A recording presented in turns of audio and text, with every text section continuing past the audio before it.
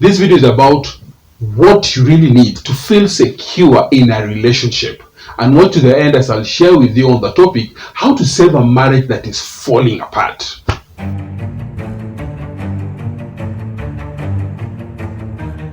People who are insecure in their relationships do irrational things all the time.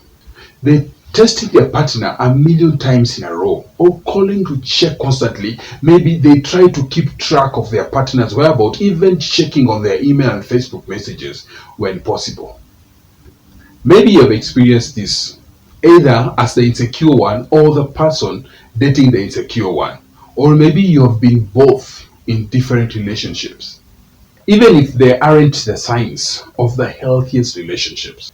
This behavior are common to make people feel more secure in a relationship after getting a response back from the partner over a text, Facebook, or an actual call. They feel better.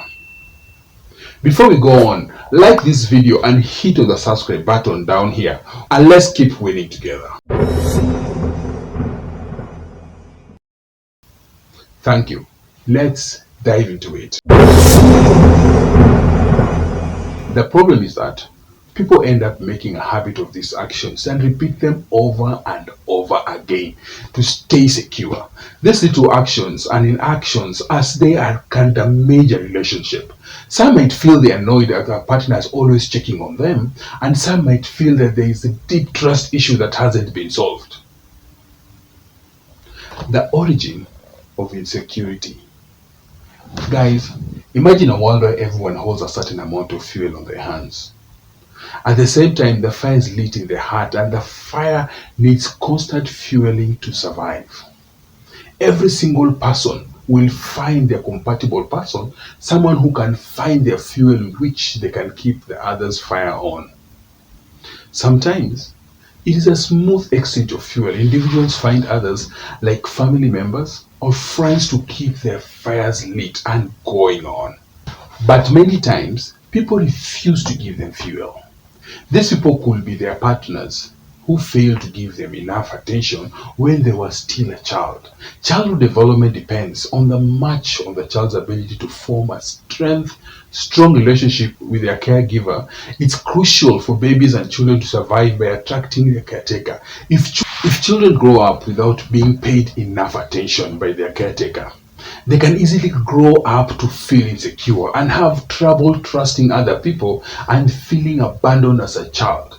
They might even doubt their own worthiness and a strong fear of being unwanted.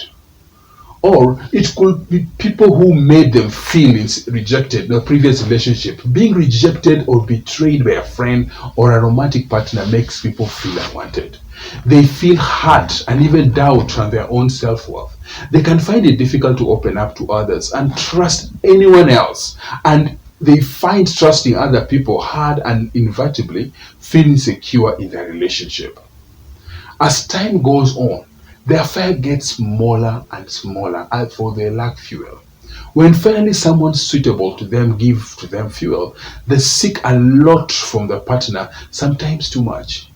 In order to ensure that the constant supply of fuel, they do everything that they can to this, and they might start checking on their partner text messages, call logs, or as much as often. They can't trust their partner because of what happened to them in the past. But when they demand so much fuel, it drains the other party. And so those things that someone does, try to feel more secure, can annoy or hurt the other party. For example, they might fight a lot over small things because of the moments of insecurity. Instead, one demanding a lot of fuel and the other trying to always supply the great demand. Insecurity does not come up of the current relationship or partner. It comes instead from the inner fear of being abandoned or not being loved and not being valued. The feeling is built up along the way. Where do you look for security? The fire within a person is insecurity, and the fuel is a way to feel secure. Waiting for another person to give you fuel is just a chock full of insecurities. When the other don't want to do so, or the fuel doesn't work well for you, your fire will become smaller, smaller, and smaller. And when your insecurity depends on someone else, you'll give away all of your power. This is why when you are rejected, neglected, or betrayed, you usually feel insecure.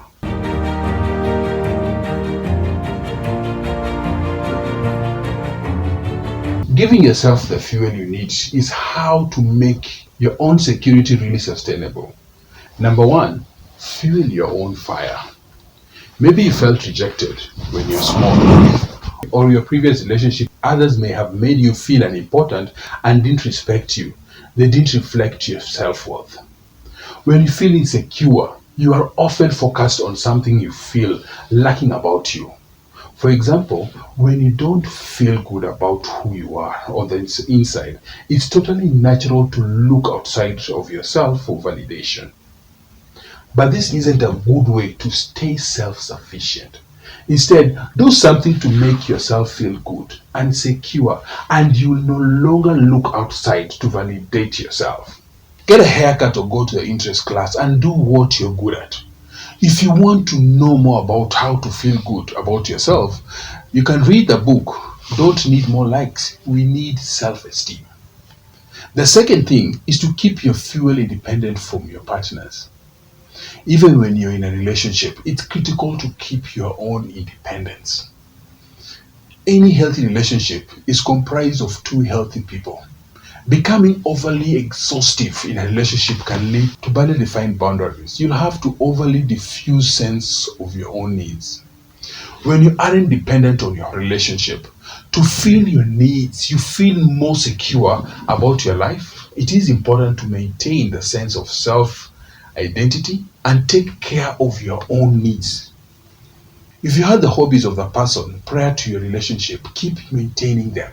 For example, if you are a runner, continue getting up early and making that priority to be in your life.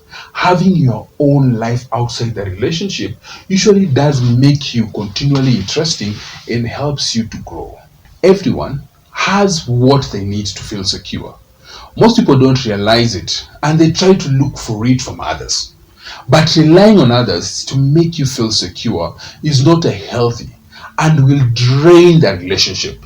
Do what makes you feel confident and worthy and stop looking at others validating and you'll find yourself secure. You are always needed. Light your own fire. As promised, let's look at how to save your marriage that is falling apart.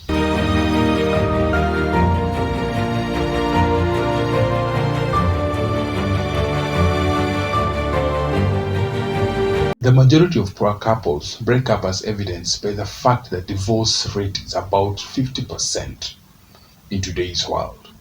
These marriage statistics don't include couples who break up after being in a long-term relationship without even getting married. So why is that so? Many relationships and marriages result in breakup, while many relationships and marriages don't last. There are things that you can do to save your marriage, and in this particular video, I'll explain how you can save your marriage that is falling apart.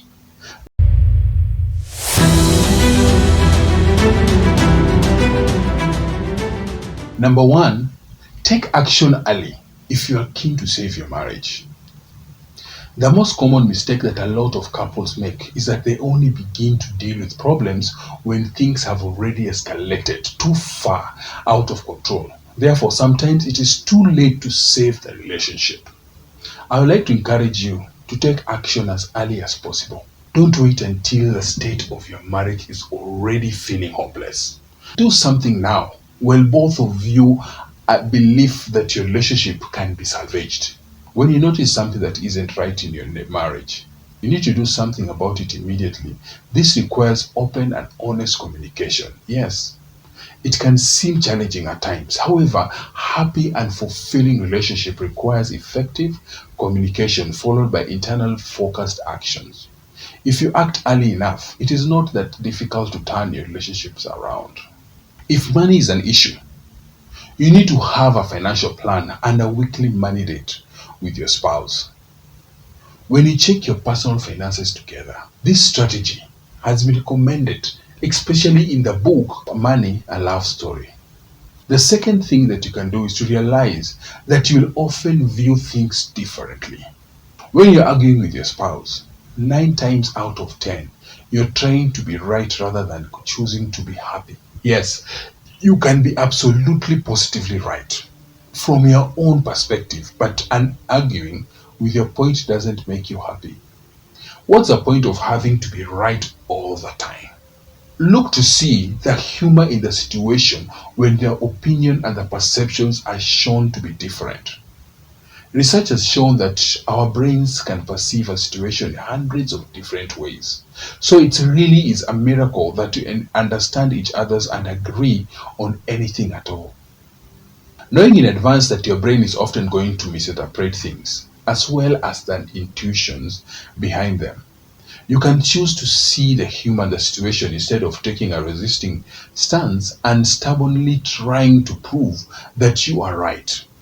Technically, both of you are right from your own perspective. So make it a priority to make you understand what your partner is trying to say and convey. Often, you'll find yourself starting to smile at the absurdity of the resistance stand that you are taking. But you can seem to help yourself from indulging in being stubborn. You clearly see what the other party is trying to say. However, you are too invested in proving that their words are wrong and inconsistent with what they are meaning to say. You're too busy proving yourself right that you don't correct this relationship as sabotage action before it escalates out of control. Overindulging in this childish game and lead you to either for or both of you to becomingly emotionally triggered and enter into a full blown argument just because you wanted to prove that you are right. Stop being petty and instead choose to enjoy your different modes of expressions. This will help you to prevent issues from escalating out of control, and it's a major step towards saving your marriage. The good news is when you stop overreacting from a negative or triggered emotion, you will feel happier. And it's a wonderful thing to choose to be happy rather than to being right all the time. Hence, an effective method of saving marriage that is falling apart. Using humor and stop being petty are effective ways to cope with problems in a marriage.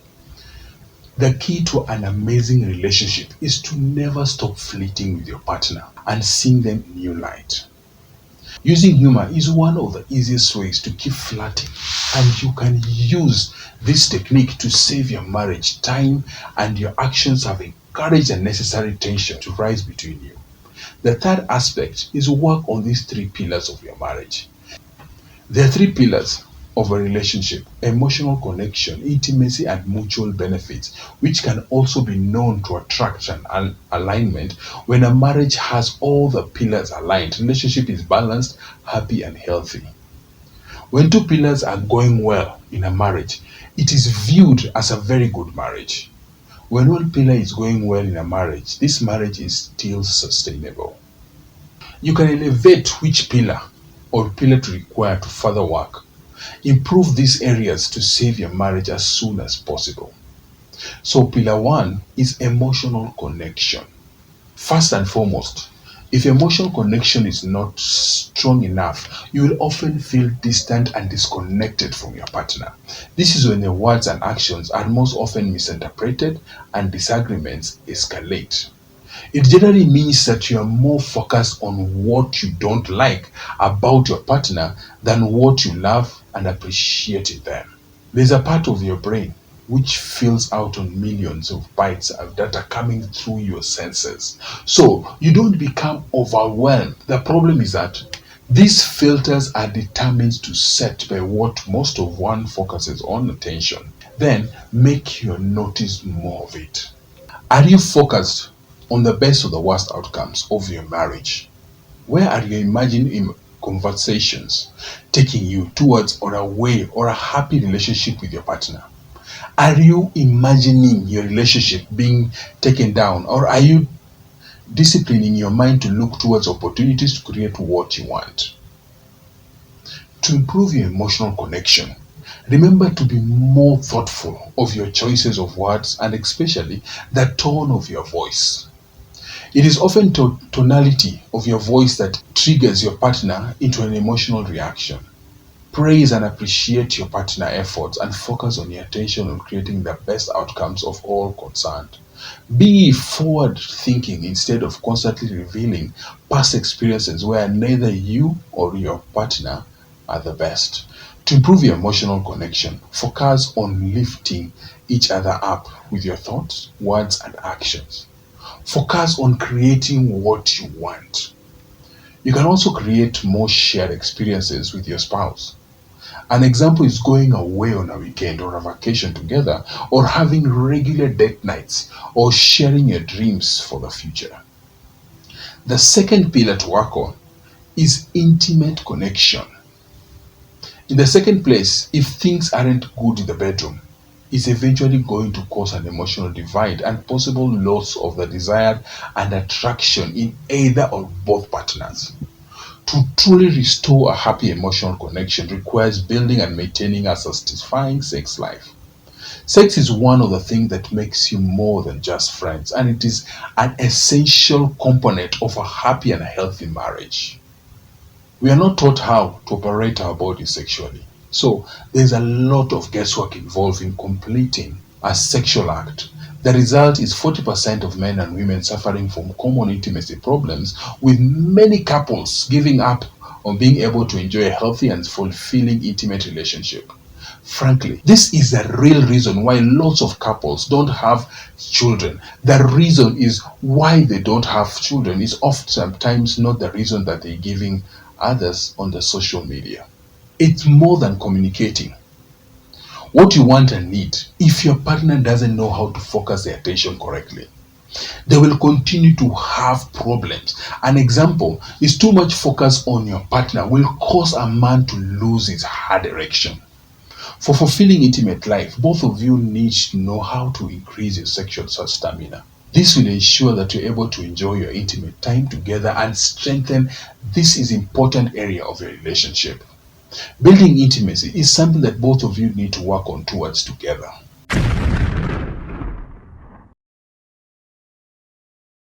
Desire for many women is based around the emotional connection, and it's important to take steps to stop sabotaging your happiness in the emotional and sexual aspects of your relationship.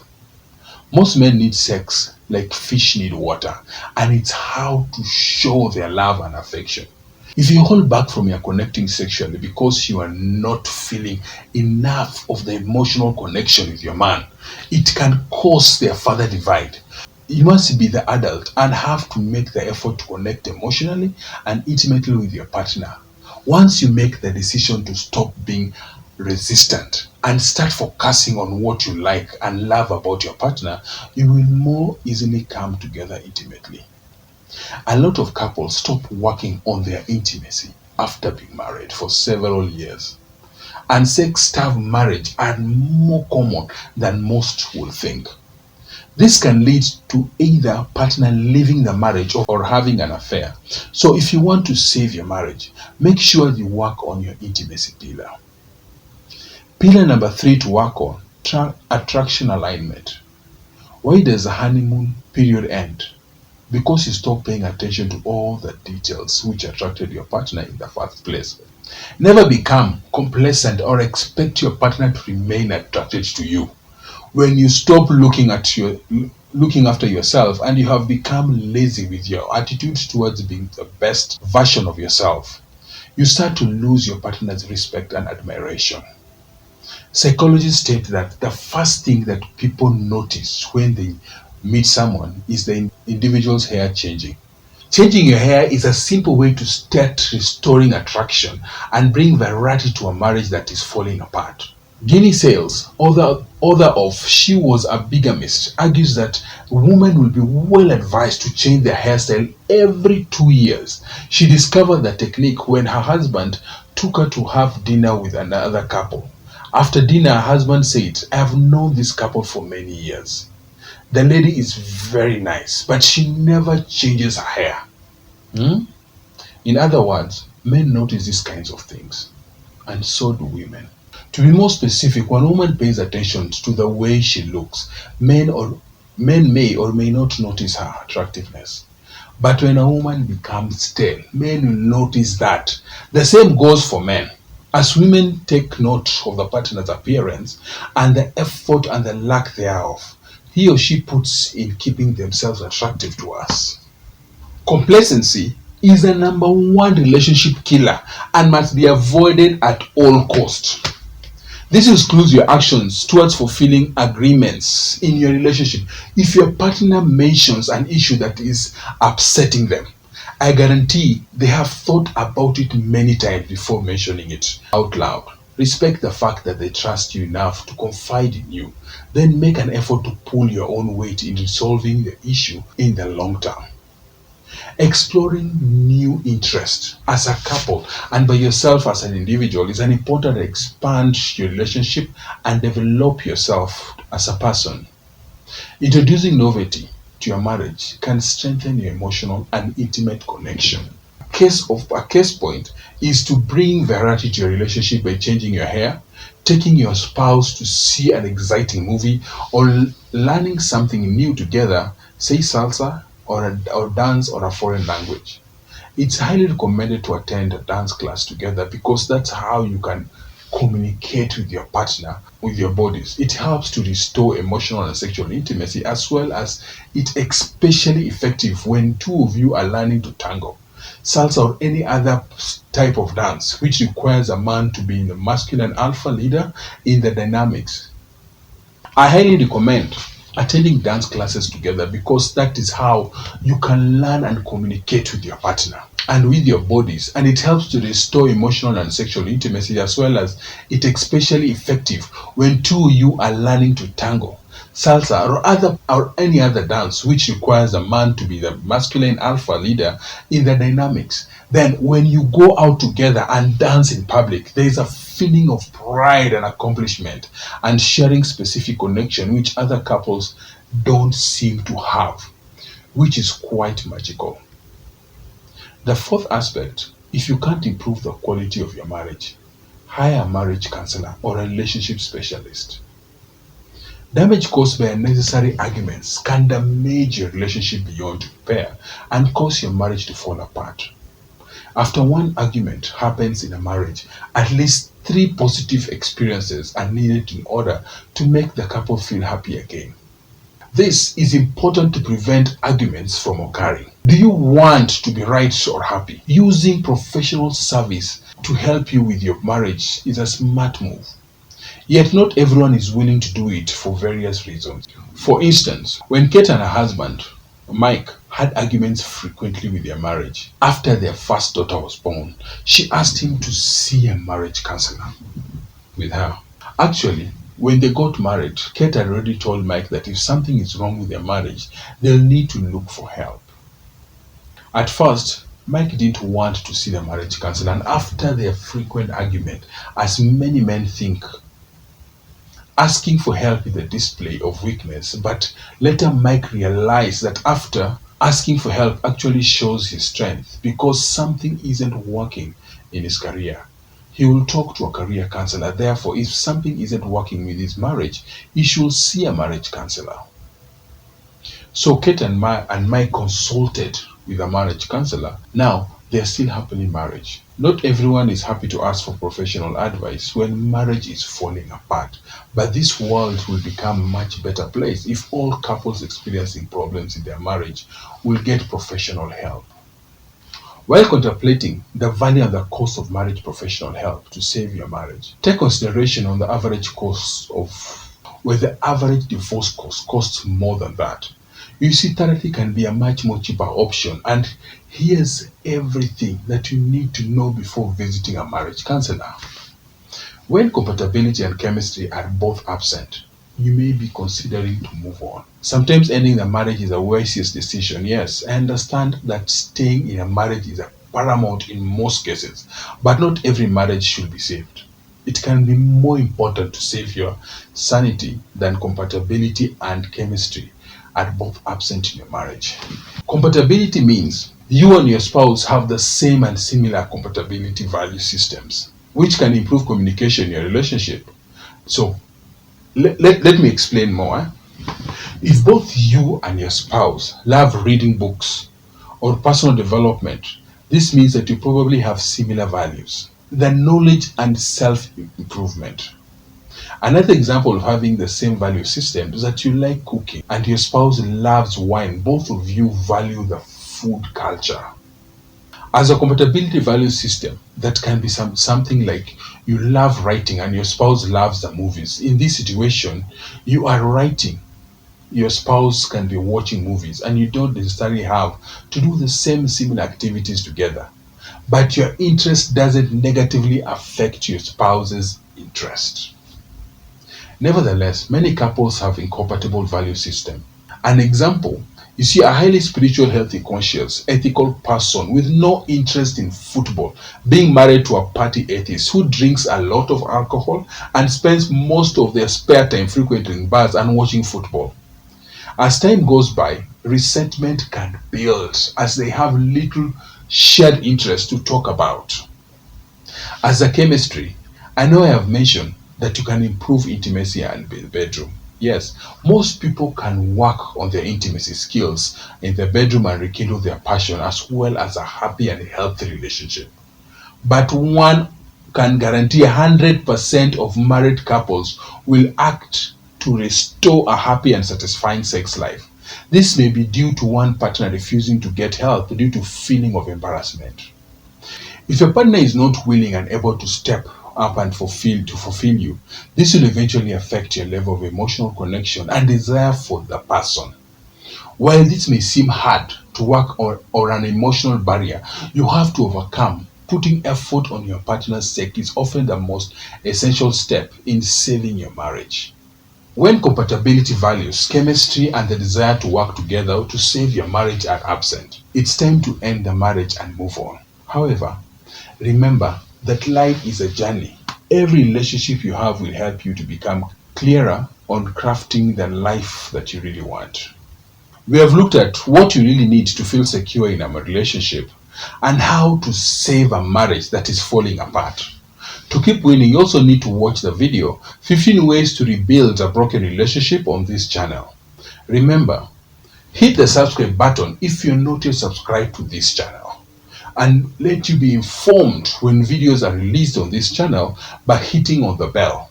And until next time, see you in the next one.